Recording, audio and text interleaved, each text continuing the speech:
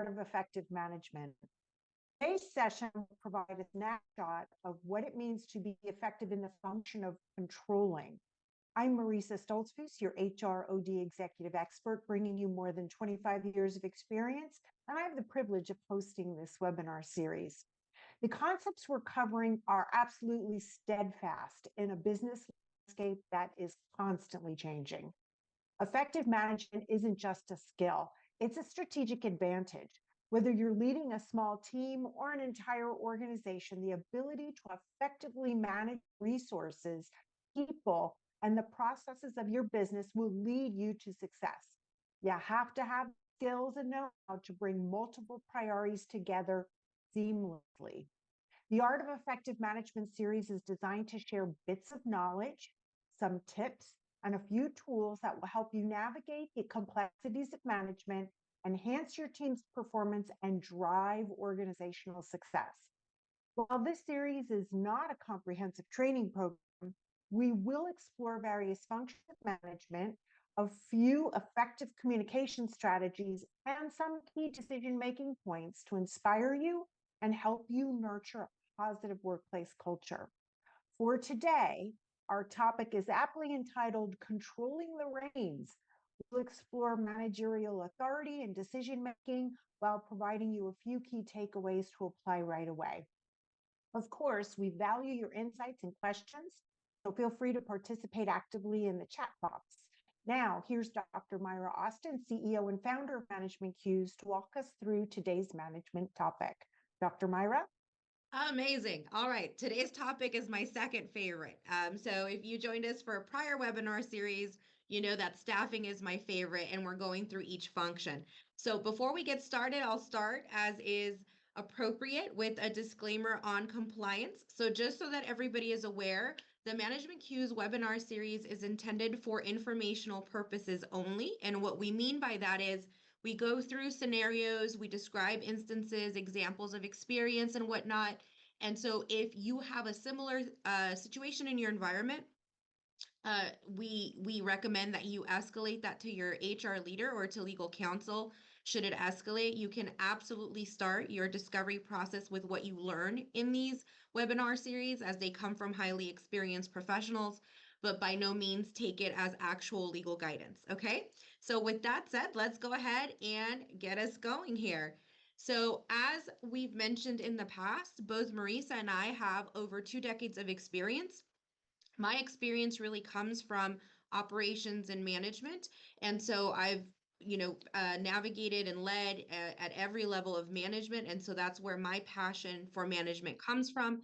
And equally so, Marisa has led through all levels of HR and is a very, very experienced HR executive with an organizational development background. So feel free to ask questions in the chat, anything related to the webinar series or the topic for today. Okay, all right, let's take a deep dive here.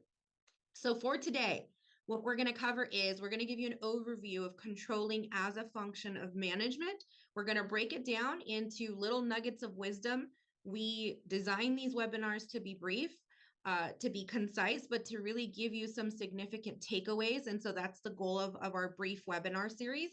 And then we will go through resources, we'll open it up to Q&A, and then we'll close it out for you guys. Okay, all right, here we go. So controlling as a function of management. So one of the reasons why controlling as a function of management I am so passionate about is because of the common misconceptions that I see in the workforce. When we naturally hear control, we think authority. We think, somebody telling us what to do, somebody bossing us around, which, in a separate series, I'll talk about how I feel about the word boss, but controlling as a function of management isn't that. So to start our session today, just know as managers, when we're talking about control, we're not talking about controlling people, right? We're talking about organizational control. And really, it's creating a framework by which we all cohesively work. And we do that by putting controls in place as managers. And so what that means is it's setting expectations, it's holding team members accountable, It's you directing the organization through the things and activities that you lead and participate in. Okay, so that's really what the controlling function of management means. So for starters, the biggest takeaway here is having authority doesn't mean you're controlling others, and it doesn't mean that that's the appropriate way to use it. Setting controls in the environment is to safeguard the business as well as the employee. And so that is a critical piece, not only of streamlining and having effective operations day to day, but individually in the roles of managers to know and distinguish that it's not bossing people around, right? So Yeah. let's, Marisa, do you have anything to add to that? Yeah, I just have a question for clarity, right? When I think about controls, I think about financial controls, right? We set up a series of activities that double check what we've done or triple check what we've done. Yeah. Does controls fall into, when you're talking about controlling as a function of management, does that definition apply at all? To an extent, I think that when we're thinking of controls in the financial or HR part of business, we're talking about checks and balances. And a lot of the Mm-hmm. time that's linked to compliance and regulatory or legal areas. And so it is a control, and to some degree it is what we're going to talk about today. But when it comes to the manager in the day-to-day environment, we're really talking about what you use to work with people. And so we'll dive into that um, Okay, versus, great a distinction. checklist. Yep. Yeah, Thank you. great Mhm. question. Thank you for asking it. Okay, so workplace standards. So we're going to start with workplace standards because that is a type of control in the environment, and managers should have them, should exercise them, and should explain them to their team members. So I actually put this into our webinar series today because of the great questions that Marisa asks when she reviews them. So I wanted to break this out a little bit. So workplace standards are guidelines for professional best practice in the environment. So for our audience members, if you're a manager and you're not sure what best practices are for management, that's a good place for you to start to start fill in your knowledge gap, because you cannot be good at setting controls if you don't know what the best standards are in your industry, in your level of management that you're in, and in the jurisdictional area that you work in, meaning the state, the county, that sort of thing. These standards are designed to encourage the appropriate behavior in employees. So standards tell people what is expected of them. And so if you don't have best practices, these types of standards in the environment, and as managers, if you're not enforcing, you're not training, you're not talking about these things, then that's when things become chaotic, and that's when you see behavioral issues, that's when you see performance issues, that's when you see communication gaps. And so standards is really what tells people where to start, and where they can push and pull. And as human beings, we always want to test things, right? So it's really embedded in our nature. um, Workplace standards can be embedded in protocol or in policy, but they are a separate type of control. So when it's done Yeah. really well, when you have really great HR leaders like Marisa on our call, she knows how to weed it in, right? She knows how to weed in the workplace standards into policy, into the employee handbook. I, as an experienced operator and uniquely well versed in California employment law and best HR practices, I also tie it into protocol, into things that I work on, that I design, so that it's Yep. seamless. Now that takes experience, but knowing that these are separate concepts and how they work, that's where managers should really start. So let me hand it over to you, because this is a big HR Yeah, influencer it piece is. here. Yeah, so you talk about best practices, and sometimes finding those best practices are challenging, right? Because you're asking other companies, hey, what do you do? And those other companies may not want to share because it could be considered competitive intelligence. What I would suggest to those of you who don't have work standards in place, talk to your managers and set them, right? Yeah. Mhm. Make them your own. So for example, a workplace standard might be to respond to email within 24 hours, or 24 hours or within a business day, right? That's a standard and you perform to that standard. And that standard can make a difference of whether or not your customers want to continue to work with you or whether or not they think you're taking too long to get back to them. Yeah, and for the record, Marisa touched on something really great, right? Managers should be involved in designing protocol standard, at least at least at minimum, conversationally. Yep. Right? So if you're not currently involved in those processes or familiar with what's happening in your organization, start to become curious about it, because you should be playing an active role if your goal is to be an effective manager, right? Which is what this series is all about, is what takes us from good to great in a manager capacity.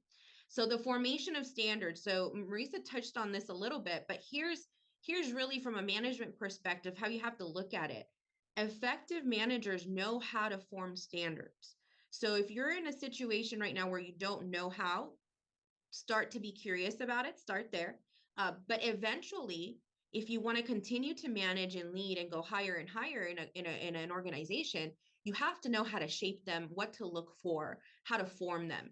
So forming standards is the first step in implementing controls and the controlling process. So understanding why they're created, why they're necessary, what it's helping you mitigate or safeguard, that's you giving meaning to a rule, giving meaning to an ask that you're making of an employee versus just bossing them around and telling them what to do. There's depth.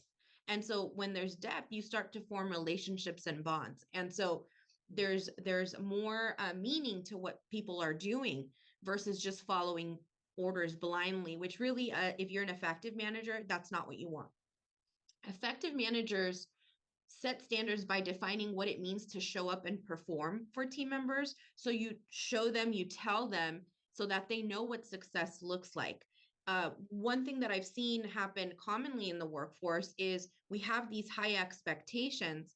We don't model them. We don't tell them why they're the expectation, and we steadily set team members up for failure. And we're not recognizing that what we're doing is the wrong approach, and we're part of the reason for that failure. So standards that we form align with organizational goals. So all of these things are connected. An effective manager knows that. And so you're connecting the bigger goals with the smaller goals. You're making sure that it all makes sense. That's another reason why your involvement as managers is so critical, because you will be able to pick out when something doesn't make sense that maybe executive leadership won't. And you have to know that you bring that much value to the table. Um, Anything on formation of standards, Marisa, on your end? No, that covers it. Thank you, Dr. Austin. Yeah. Yeah. Okay. So steps. So what are the steps that managers should take when they're forming standards? So you want to identify the performance elements in your environment. So you want to know, do we have policy? Do we have protocol? Do we have goals? Do we have objectives? Are those clear? Start there. Start by identifying. And anything that a manager does, if they're going to be effective, they're going to know their reason for why they're doing certain things or why certain things are in place. Determine the general measure by which performance is currently measured. So that varies across industries, across organizations, but be familiar with how are you measuring performance in your environment right now. Define the specific criteria you will choose to evaluate your teams. How are you evaluating your team and off of what criteria? Is it punctuality? Is it project completion? What is it that you're actually focusing in on to speak to performance for your team members? Establish the performance thresholds that will be assigned and the scores. So how are you measuring it? What does scoring look like in your environment? What is a low score? What is a high score? If you don't have those parameters to distinguish, you have no way of speaking to performance areas. And when that happens, that's when you run into HR issues, because there is potential for discrimination, for retaliation, and it's all because you don't have controls in place and criteria that you can objectively speak to. So think about those things. You want to communicate and train teams around these standards. Don't just hand standards over. That is not how controls work. You want to be able to speak to and train team members routinely as to what it looks like to succeed. Implement progressive discipline, evaluate and redesign standards as needed. So Another common thing I run into as an operator is I'll go into new environments. I'm there to restructure. I'm there to take them to the next level. And that's usually my high level goal when I'm brought in. And what ends up happening is the managers will say, oh, well, this is just how we've done it. And they've done it for 10 years, right? And they never took an active role in redesigning things that they knew weren't working. So don't fall into that trap. That's why this particular function of management is so critical to managers. You have to take an active role, and your contribution is absolutely necessary. Yeah, if you're really stepping into forming controls, what happens is your performance management work becomes so much easier because your employees know what the metrics are, they know how they're being managed, and they know how they're being reviewed. So the review process should be no surprise. Yeah, no, that phenomenal. Again, great insights from Marisa this morning for sure. But you want to make your job easier, not harder as manager. You working harder is not reflective of your effectiveness. It's actually the opposite. If you're working so hard, it's so difficult, then the strategy isn't there, the planning isn't there, these other things that create effectiveness in management are missing. So your job should be um, nice and steady, and scaling upward is how it should feel and how it should look. So distinguishing between policy and protocol is another thing I commonly run into, where managers don't know how to distinguish it. And sometimes some HR professionals as well, Marisa, I don't know if you've run into this too, but I see that there's Oh, of no course. distinction. And it's because we're not usually trained on these things, but it's why management cues is different. So policy. So this is policy, okay, in a workforce environment. Policy is a system of principles to guide decisions and achieve intended outcomes in an organization. So it comes from a high level strategic place, typically decided upon by executive leadership and definitely their HR leader. Policy should always include elements of legal compliance. So policy is typically, Mhm. there's legal compliance embedded in it. Policy is not optional for employees. And that's really important to know, Right. because if it's published, managers are also then required to enforce it. So if you're not enforcing it as a manager, not only can you be personally liable, especially in the state of California, but you're missing the point of the policy control. So you're not using that Mhm. control appropriately. So keep that in mind. Um, and you're supposed to use policy. You're supposed to use policy to enforce, and to then realize, any implementation or progressive discipline around it. And then effective managers know all organization policies and enforce them. You can't enforce something you're not familiar with, managers. So if you Yeah. right now don't feel confident about what's going on with policy in your environment or what the policies are, keep in mind that that's another starting point then to add to your checklist, is to get started with um, getting to know your policies in a little bit more of an intimate way. Before I move on to Yeah. protocol, Marisa, do you have anything to add on the policy end? Couple of points. First and foremost, the policy applies to everybody, managers, executives, employees, and everybody in between. Yes. Uh, and your employee handbook needs to be updated with policy updates regularly so that managers have the resource they need to refer in the event that they don't know all of the organizational policies. And, that's a big task to know them all. Yeah. Even those of us in HR, we don't always know them all either, but we need that guide, that employee handbook to help us make sure we have what we need. Yes, and you should be using it as a tool. So one thing that I do that I've seen is different from other operators, but has made me a huge success, okay, in the operation space, is I train managers on how to use the employee handbook. What policies in the Mhm. handbook are the ones that come up the most? I mean, these are the secret sauce nuggets, folks, right? Like these are the things that will make your job easier, because people will be familiar with it, but also makes enforcing so much easier because you talk about it so much that if there's a violation, it's an intentional one, right? So you set yourself up for an easy um, closed shut case, as they say, right? So, okay, let's go on to protocol. Okay, so that was policy. Protocol is separate. protocol should be in your master tool belt for a manager. If you don't know your way around protocol, you're missing on a major control. Protocol is a specific method or procedure to exercise process, policy, and compliance. So it's how you do it, how you implement it in the workforce. To make it even simpler, it's the steps that you take to make that policy or process come alive. So protocols are resources to assist managers and team members to carry out specific actions. I know for me during COVID, I created a lot of protocol because there was so much complexity in the law. It was important for me to train managers on what steps to take so that they would do it confidently, so that they wouldn't have to guess, and they knew exactly how to escalate. That's an example of protocol. Protocols do not cover all circumstances.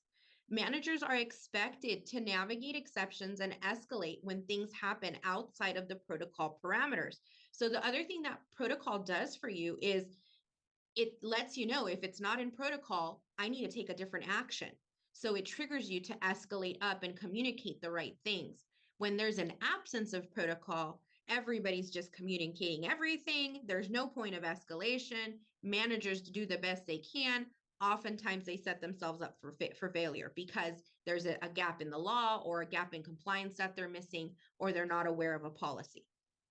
Effective managers play an active role in designing protocol. Managers should be in the front line of designing protocol. While they're not always necessarily involved in policy, that's usually left at a higher level, director or above. Managers should be actively involved in designing protocol because it's you that's implementing it and it's your teams that are typically executing it. Okay. Anything around protocol, Marisa? Nope, that's perfect. Thank you. Yeah, you're welcome. I'm the protocol queen here, operations all day. So implementing controls. So how do you implement these things?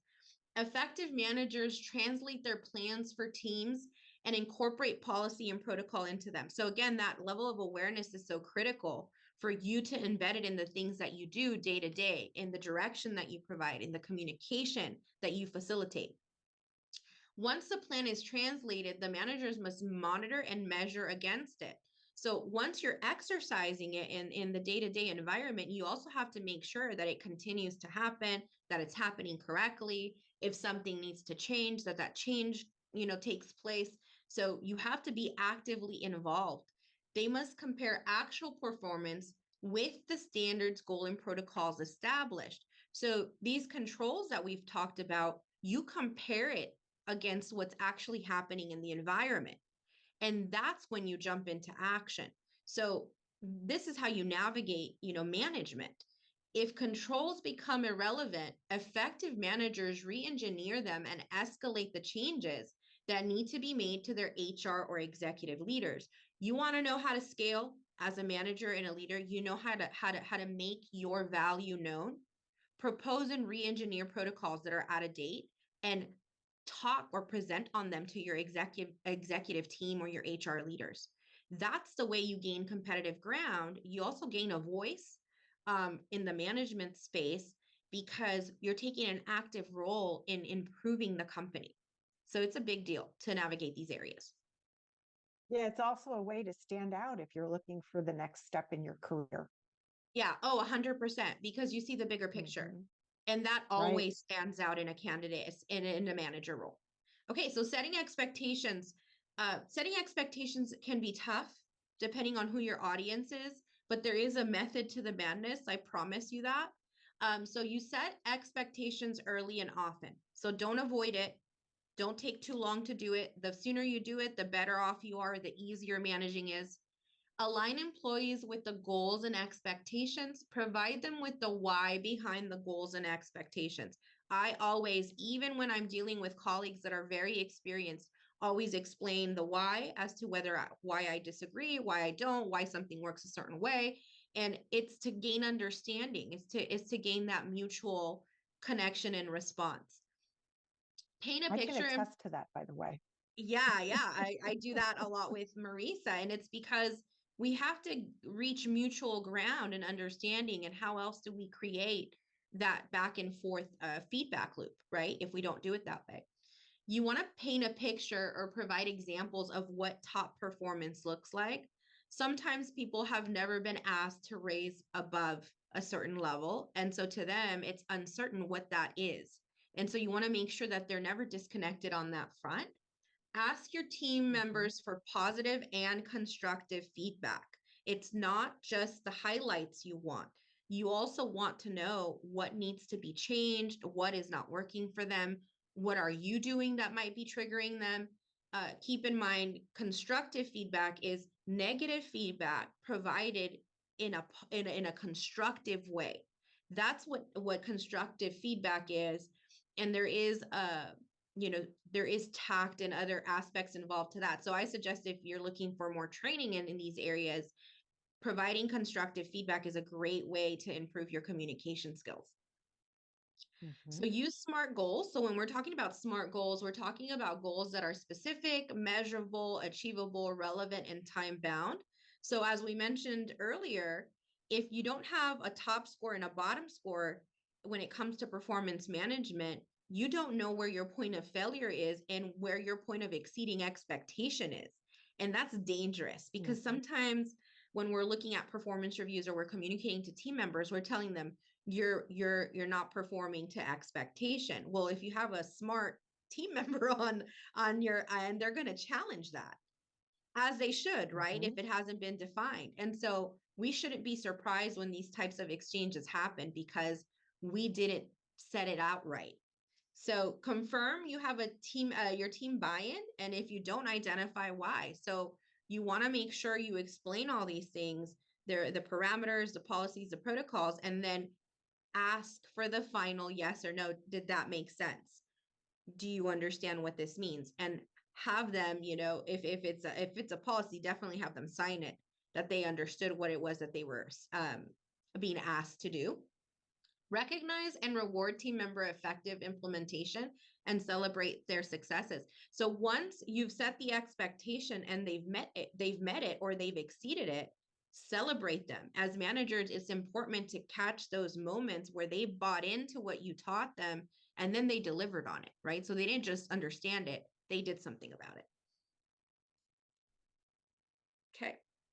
So when do controls fail? So controls fail when there are inadequate company policies, when there is a lack of documentation, when there is an unenforced segregation of duties. In other words, there is excessive overlap of duties in the environment and job descriptions aren't defined, when there is inappropriate data handling, when there is no periodic review of the controls in place across departments, when employee handbooks are not updated yearly, when the performance evaluation process is outdated or non-existent, when compliance and employment law is not understood by executive leadership and is not made a priority, when there is no knowledgeable or experienced point of escalation in the organization. If you have a really young team, this becomes a bottleneck. When the design and controls are delegated to the wrong roles. So all of these things are cause for controls to fail. So it's important for you as managers, now you know what those are. So you can go into your environment and say, okay, here's where we need to have a conversation with whoever the decision makers are and say, these areas need to be, brought up to par. And I know we're almost on time, so if anybody needs to jump off, we're 2 minutes away. If you could stay on a little bit longer, please feel free to do so. Control setting is efficiency. So you can't be efficient as a manager if you don't understand controls. You also can't reach operational excellence without understanding of this part of management. So to make that clear, if you're hearing hot button words out there like, oh, let's achieve operational excellence. Here's where it starts. It's understanding controls. So effective controls are the hallmark of efficiency. Controls prevent minor issues from becoming disastrous ones. Without controls in place, it is difficult to detect misconduct, fraudulent activities, and non-compliance.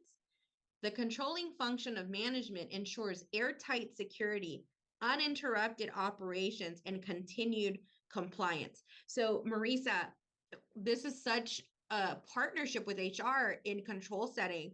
What would you say has been some of the things you've seen when there is an absence of controls in place? Well, when there's an absence of control, there's conflict, right? And when that conflict leads to damaged relationships, and those relationships become very difficult to rebuild because there's an element of trust that's been impacted.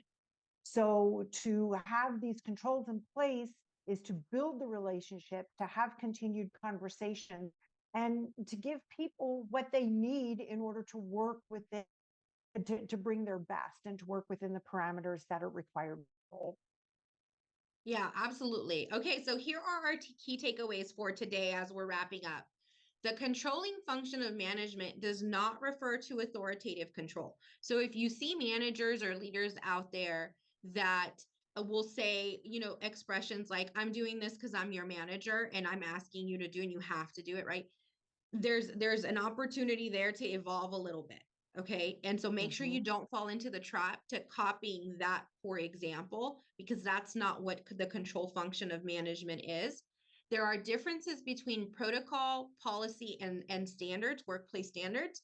Effective managers know what those are. So make sure you now can distinguish and look for those different things in your environment to see what you have and what you're missing.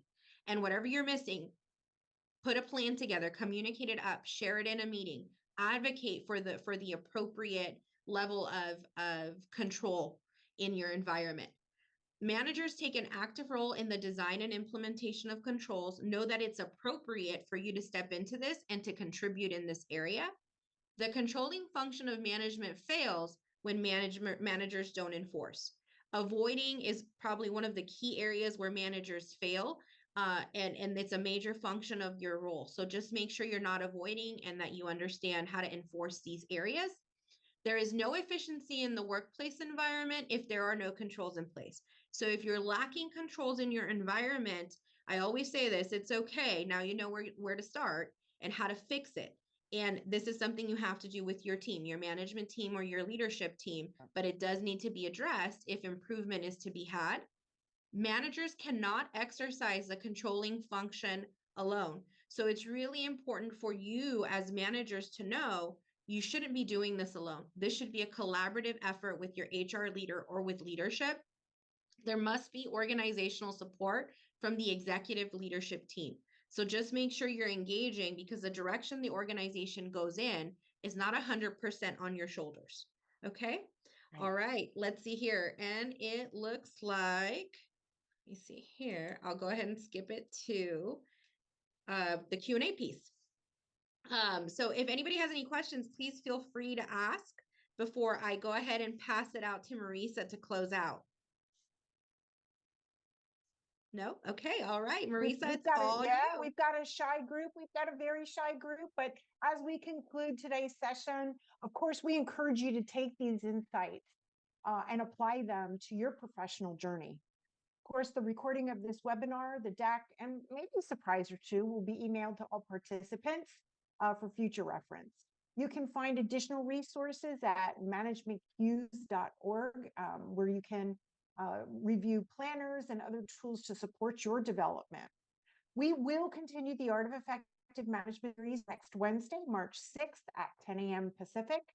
And you can connect with us on Instagram, Facebook, and LinkedIn to stay updated on future events, submit questions, and share your feedback. Thank you for being part of the Art of Effective Management series. We look forward to seeing you again next week. Bye.